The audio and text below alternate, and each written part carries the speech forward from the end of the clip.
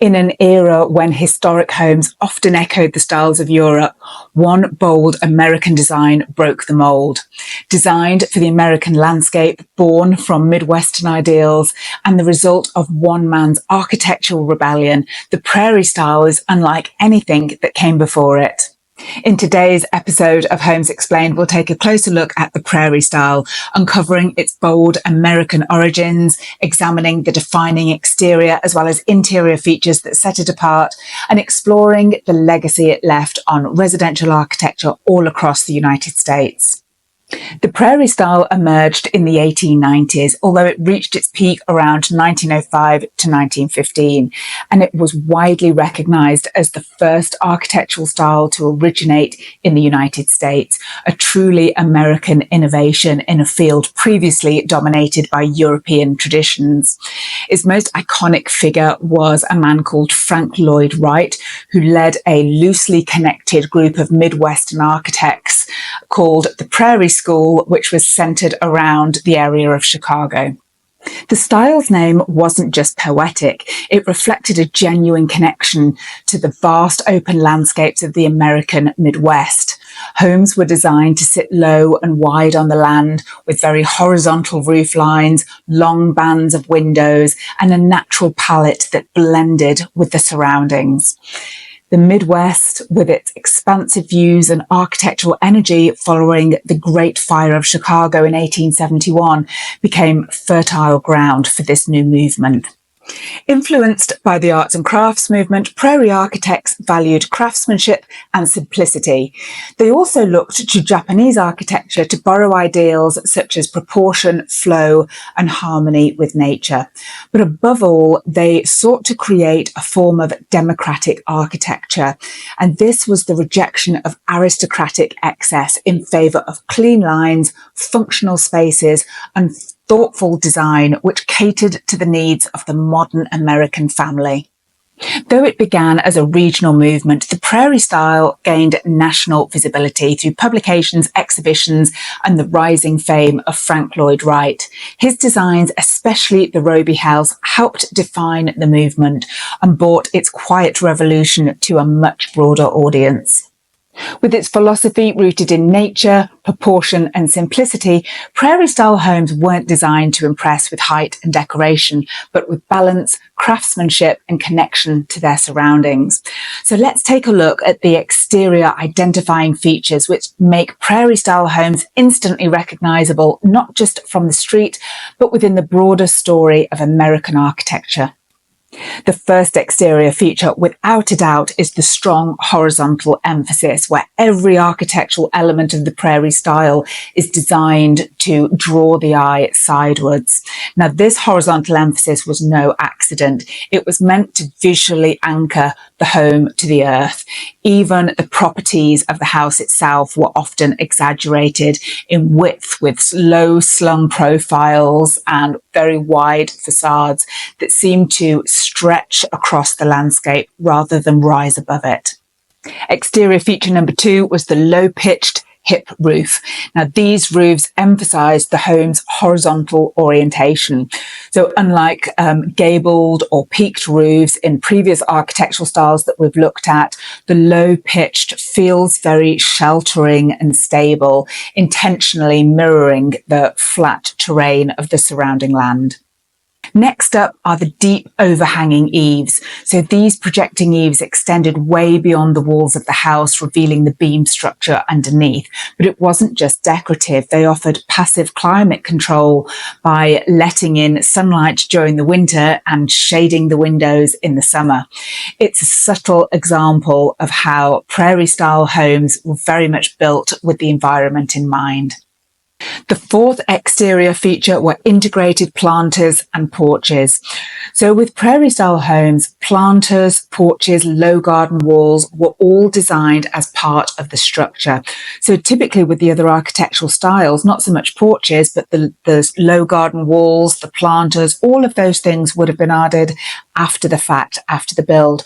But with the Prairie Style, it's very much designed with the house in order to blur the boundaries between indoors and outdoors and make the living environment feel very much connected to the outside terrain.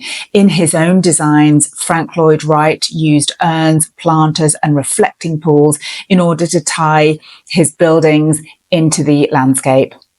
Feature number 5 were grouped casement windows.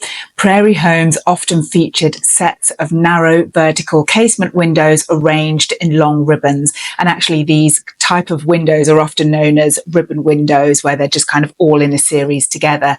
These windows weren't just about light, but it was about reinforcing the horizontal emphasis and design.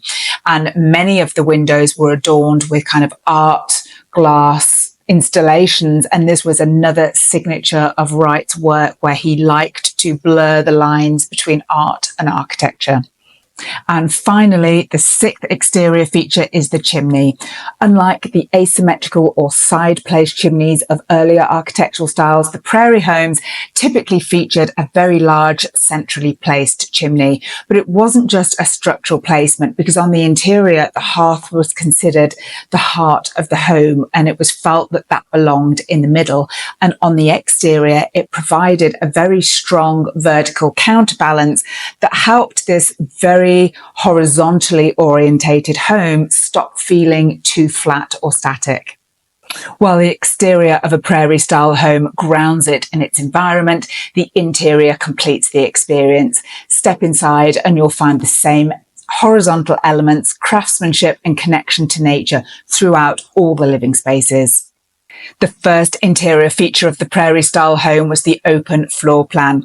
So Prairie homes really pioneered the idea of flowing interconnected spaces, which was a massive departure from the very rigid Victorian room by room layout. In fact, it was the same in every architectural style that you've had up to this point. Living and dining rooms were partially divided by a very low wall or piers or ceiling height changes rather than a full partition. So this created a sense of openness without sacrificing coziness, and it marked a major shift towards modern spatial planning and the homes we know and live in today. Feature number 2 was built-in furniture. Custom built-ins were in fact a hallmark of the Prairie interior, with benches, bookcases, sideboards, and even seating often being integrated into the architecture itself. These elements weren't just functional, they helped define space, reduce clutter, and reinforce the idea that every element should serve both form as well as function. Next up were natural materials and warm woodwork. Rather than hiding structural materials behind paint or wallpaper, Prairie interiors really celebrated the beauty of wood, brick and plaster. Wood trim was often left exposed and ran in long horizontal bands around the walls, and these natural finishes created warmth and a visual rhythm which felt organic and grounded. The 4th interior feature was the central fireplace. Now, just as the central chimney on the exterior formed a very strong vertical visual anchor in the very horizontal oriented facade, on the interior, the fireplace served as the emotional and spatial heart of the home. It was situated usually between the living room and the dining room, and it was often flanked with built-in seating or shelving. And it wasn't just about warmth. It was about a focal point for gathering and placing family life at the centre of the floor plan. And finally, many Prairie homes featured stained or leaded glass windows with abstract geometric patterns, which was an evolution from all the florals of the Victorian era. These designs filtered natural light into warm, dappled tones, turning even daylight into an artistic element. And Frank Lloyd Wright called them light screens, and they became one of the most iconic and collectible aspects of his homes. Though the Prairie style had a relatively brief period of widespread popularity, it was largely fading from the mainstream by about the 1920s. Its impact on American architecture was profound and very long-lasting. It helped usher in a new way of thinking about residential design, one that prioritized simplicity over decoration, function over formality, and ultimately harmony with nature over historical and certainly European imitation. Frank Lloyd Wright's influence continued for decades, and many of the concepts he and the Prairie School pioneered, such as open layouts, built-in furnishings, and the centrally located fireplace, became cornerstones of the mid-century modern movement.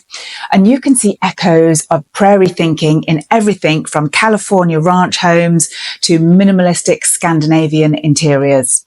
Thanks for watching this episode of Homes Explained. If you've enjoyed learning about the Prairie style, its origins, defining features, and lasting influence, don't forget to like, share, subscribe, and watch the rest of the series.